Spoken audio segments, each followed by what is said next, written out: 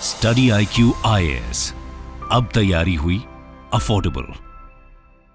नमस्कार दोस्तों आप सभी ने नोटिस किया होगा कि पिछले कुछ सालों से भारत में ही जितने भी बड़े शिप्स हैं उसको बनाया जाता है। पहले क्या था कि हम बहुत ज़्यादा डिपेंडेंट रहते थे फॉरेन कंट्रीज़ के ऊपर, चाहे वो एयरक्राफ्ट कैरियर हो, सबमरीन हो। लेकिन आज के डेट में अगर आप देखोगे, सबमरीन से लेकर हर एक चीज़ भारत के द्वारा बनाया जाता है। और इसी का नतीजा आप देखिए, रशिया ने चाइना के जगह भारत को सेलेक्ट किया है to construct ice breaker ship. ये खबर आप देख सकते हो। Russia eyes Indian yards to build 4 non-nuclear ice breaker ships to back its northern sea route। तो इसी के बारे में हम डिटेल से चर्चा करेंगे कि आखिरकार ये आइस ब्रेकर शिप होता क्या है, रशिया ने भारत को ये कॉन्ट्रैक्ट क्यों देने जा रहा है। काफी कुछ आपको जानने को मिलेगा। चलिए आगे बढ़ते हैं, लेकिन उससे पहले आप सबको बता दूं कि इस समय स्टडी IQ पर न्यू ईयर सेल चल रहा है, जिसमें आप एक्स्ट्रा डिस्काउंट ले सकते हैं किसी भी बैचेस में। जैसे कि UPSC 2025 का जो प्रीलिम्स बैच है वो आप ले पाओगे। 2026-27 के लिए जो फाउंडेशन बैच है, जिसके अंदर प्रीलिम्स, मेंस, इंटरव्यू सब कुछ की तैयारी कराई जाती है।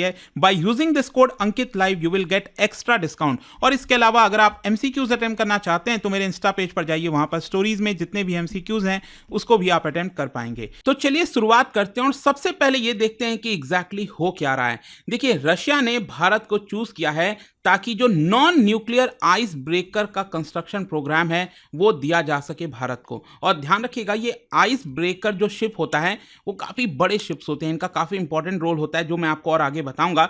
लेकिन ये डिसीजन तब आ रहा है जब यहाँ पर रशिया जो नदन सी रूट है उसको डेवलप करना चाहता है। ये ऊपर का पार्ट आप देख रहे हो जो आर्टिक सर्कल है, तो रशिया के नदन साइड में ये जो पूरा रूट है इसको को नदन सी रूट कहा जाता है। इसके बारे में भी हम आगे डिस्कस करेंगे। लेकिन आपको समझने की जरूरत है कि ये इतना मायने क्यों रखता है। देखो, ये जो कोलैबोरेशन है ना भारत और रशिया का, यहां पर क्या करेगा, एक तो भारत एक की प्लेयर बन जाएगा आर्कटिक अफेयर्स में, क्योंकि ऑब्वियस सी बात है भारत का बॉर्डर आर्कटिक सर्कल में तो नहीं जुड़ता है, लेकिन वहां पर रिसोर्सेज वगैरह काफी ज्यादा हैं, तो भारत का भी रोल वहां पर आपको देखने को मिलेगा। और साथ ही साथ मैरीटाइम कॉर्पोरेशन में भारत सरकार कहीं ना कहीं एक अहम भूमिका निभाएगी। और इसीलिए अगर आप देखोगे तो यहां पर भारत सरकार 2 शिप बिल्डर, मतलब भारत के अंदर जो 2 शिप बिल्डर है वो उनका नाम रिवील किया गया है, लेकिन एक स्टेट ओन्ड है और एक प्राइवेट शिप बिल्डर है। दोनों से बातचीत कर रही है भारत सरकार ताकि रशिया के लिए हम 4 non nuclear ice breaker ship बना सकें, जिसका वर्थ होगा करीब 6,000 करोड़ रुपए। और ये बेसिकली मदद किसको करेगा, रशिया के अंदर वहां की जो गवर्नमेंट कंपनी है, न्यूक्लियर एनर्जी कंपनी रोस्टॉम, आपने कई बार सुना होगा, तो उसको ये काफी मदद करने वाला है। स्पेशली आपको पता है यूएस ने काफी सारे सैंक्शंस वगैरह लगा रखे हैं, जिसकी वजह से रशिया के पास ऑप्शंस भी काफी कम बचा है। खैर, क्वेश्चन अब यह है कि ये आइस ब्रेकर शिप होता क्या है। देखो, सिंपल सी चीज है। अगर आप इस पिक्चर में देखोगे, और आर्कटिक सर्कल वगैरह में अक्सर हम यही बात करते हैं ना कि पूरा बर्फ से जमा होता है, जो ऊपर का परत है वो बर्फ से जमा होता है। तो यहां पर क्या है कि अगर कोई भी नॉर्मल शिप वहां से गुजरेगा तो ऑब्वियस सी बात है वो टूट जाएगा। टाइटैनिक एक सबसे बड़ा एग्जांपल हम सबको पता है। तो यहां पर अगर आपको उस रास्ते से गुजरना है तो आपके आगे एक आइस ब्रेकर शिप, ये जो आप देख रहे हो ये रशिया का आइस ब्रेकर शिप है, ये पहले गुजरेगा, तब आप पीछे पीछे उस रास्ते से आ सकते हैं, क्योंकि यहां पर पूरा आइस जमा हुआ है। नॉर्मल शिप वहां से गुजरेगा तो टूटेगा। तो ये आइस ब्रेकर शिप क्या करता है, एक तरह से वे बनाता है, एक तरह से रास्ता बनाता है, ताकि जो बाकी के शिप्स हैं वो वहां से गुजर सकें। ठीक है, तो इसीलिए इसका बहुत ज़्यादा इंपॉर्टेंट रोल होता है, स्पेशली उन रीजन्स में जहां पर साल में मैक्सिमम टाइम यहां पर जो आइस की परत है समुद्र के ऊपर वो जमी रहती है। खैर, यहां पर मैं आपको पूरा प्लान अगर बताऊं तो एक्चुअली हुआ क्या था, नवंबर 2023 में रशिया ने सबसे पहली बार रिवील किया कि भारत ने प्रपोज किया है कि यहां पर एक जॉइंट कोलैबोरेशन होना चाहिए दोनों कंट्रीज के बीच में इस आइस ब्रेकर शिप को बनाना। अच्छा, यहां पर ध्यान रखिएगा, जो भारत प्रपोजल दे रहा है वो नॉन न्यूक्लियर के लिए दे रहा है, क्योंकि यहां पर न्यूक्लियर वाले भी होते हैं। न्यूक्लियर क्या है, बहुत लंबे समय तक ये चल पाएगा, ऑब्वियस सी बात है, लेकिन अभी हम नॉन न्यूक्लियर वाला जो प्रपोजल है शिप का वो दे रहे हैं। तो यहां पर जो अनाउंसमेंट किया गया था रशिया के द्वारा 2023 नवंबर में, इसमें यह बोला गया कि भारत का जो बिजनेस डेलीगेशन है वो व्लादिवोस्टोक आया है फॉर ईस्टर्न इकोनॉमिक फोरम। देखिए, अक्सर आपने देखा होगा कि यहाँ पर जो रशिया का ईस्टर्न पार्ट है, एक बहुत ही इंपॉर्टेंट शहर है व्लादिवोस्टोक, तो वहाँ पर एक फोरम होता है, जैसे वर्ल्ड इकोनॉमिक फोरम वगैरह आपने सुना होगा, उसी का ऑल्टरनेटिव आप कह सकते हो ईस्टर्न इकोनॉमिक फोरम। ठीक है, पीएम मोदी भी कई बार जा चुके हैं वहां पर। तो उसी के दौरान इंडियन बिजनेस डेलीगेशन आया था और इसको लेकर चर्चा भी हुई थी। यहां पर जो रशिया के मिनिस्टर हैं चेकुनोको, तो उनकी तरफ से बोला गया कि भारत के भी जो मिनिस्टर फॉर पोर्ट्स हैं एंड शिपिंग है सर्बानंदा सोनोवाल, वो भी पहली बार रशिया विजिट किए थे। तो कहीं ना कहीं इसको लेकर चर्चा चल रही थी, हाँ, कि भारत को ये कॉन्ट्रैक्ट मिलना चाहिए, एक अच्छी बात होगी दोनों देश के ज्वाइंट कोलैबोरेशन के लिए। लेकिन मैं आपको यहाँ पर एक और चीज बता दूं कि रशिया का एक बड़ा प्लान है इस समय नदर्न सी रूट को लेकर, क्योंकि क्या है ना, अगर आप देखोगे तो अगर मान लो रशिया के नदर्न पार्ट से कोई सामान दुनिया के किसी कोने में ले जाना है, जैसे कि मान लीजिए अगर आपको इधर ले जाना है, नदर्न यूरोप के साइड ले जाना है, या फिर ईस्टर्न वाले एशिया के साइड ले जाना है, जापान, साउथ कोरिया या फिर चाइना, या फिर इधर से भारत भी लाना हो चेन्नई की तरफ, तो नॉर्मली क्या रूट है कि यहाँ पर जो सुएज कैनाल है वो वाला ज़्यादातर केस में रूट लिया जाता है, सुएज कैनाल वाला, राइट।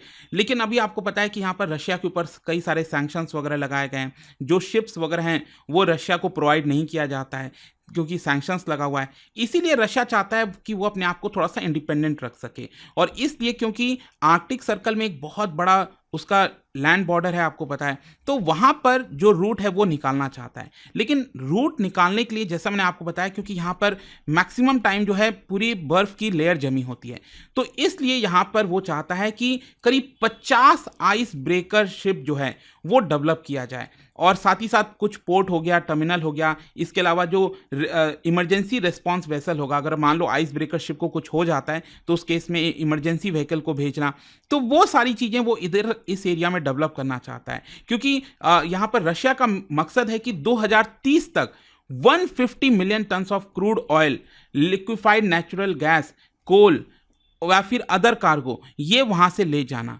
तो इसी की वजह से उसको ज़्यादा से ज़्यादा जो आइस ब्रेकर शिप है उसकी आवश्यकता है, ताकि वहाँ से रास्ता क्लियर किया जा सके।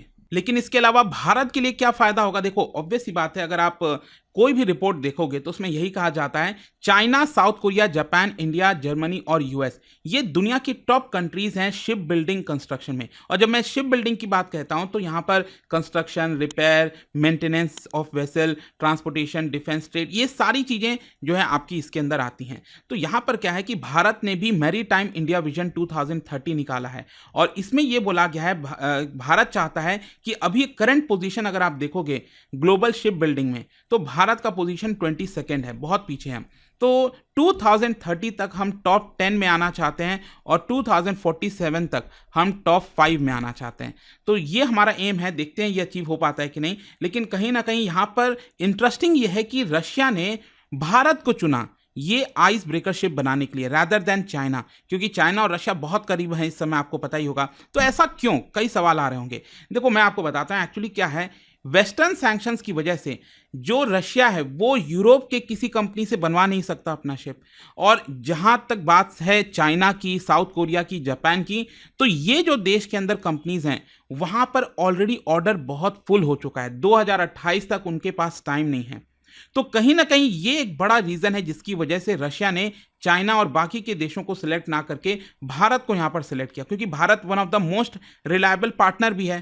तो देखिए, अब यहां पर डिपेंड करता है कि भारत इस अपॉर्चुनिटी का कैसे फायदा उठाता है, क्योंकि अगर मान लो भारत एक अच्छा शिप बनाकर देता है रशिया को, तो फ्यूचर में भी यहां पर जो कॉन्ट्रैक्ट है वो भी रशिया से मिल सकता है, या फिर अगर बाकी के भी देशों को लगेगा कि भारत इतने बड़े बड़े शिप बनाकर दे रहा है दूसरे देशों को, तो हमें और कॉन्ट्रैक्ट आ सकते हैं। तो इस तरह के अपॉर्चुनिटी को कभी मिस नहीं करना चाहिए, और इसीलिए अगर आप देखोगे तो भारत सरकार यहां पर जितने भी पॉसिबल सपोर्ट है वो रशिया को देने के लिए रेडी है। रशिया की जो डेलीगेशन है वो भारत विजिट की थी, तो उनको जितना भी इंफ्रास्ट्रक्चर, कैपेबिलिटीज, वो सब दिखाया गया कि हम इसको बना सकते हैं। ऑल्दो यहां पर कुछ कंसर्न्स भी हैं, चैलेंजेस हैं, जैसे कि जो शिप बनाने में स्टील का प्रयोग होगा, वो स्टील कहां से आएगा? क्या रशिया खुद प्रोवाइड करेगा, भारत अपना लगाएगा, या फिर जो उसके अंदर इंजन लगेंगे वो कौन सा होगा?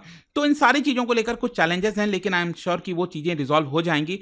But it's a big opportunity for India अगर ये फाइनली जो पूरा शिप है भारत बनाकर रशिया को दे देता है। और जाने से पहले एक इंटरेस्टिंग क्वेश्चन, क्या बता सकते हो इनमें से कौन सा सबसे बड़ा शिप बिल्डिंग यार्ड है भारत के अंदर? भारत का इसका राइट आंसर आप सबको बताएं, मेरे इंस्टाग्राम पर तो मिलेगा ही, वहां पर अगर आप नहीं हो कोई बात नहीं, टेलीग्राम से ले सकते हैं इसका सही उत्तर। मैं कई सारे जो MCQs हैं वो यहाँ पर स्टोरीज में डालता रहता हूँ। अगर आपको PDF ये तो टेलीग्राम पर आइए, अलग अलग सोशल मीडिया पर आप जुड़ पाओगे। और जैसा मैंने आपको बताया, अगर आप UPSC की तैयारी कर रहे हैं, कोई भी बैच चाहते हैं, you can simply use this code Ankit live to get maximum discount. And I hope कि वीडियो आपको पसंद आया होगा। मिलता हूं आपसे next time. Till then, thank you very much, see you soon. Study IQ IAS, अब तैयारी हुई अफोर्डेबल।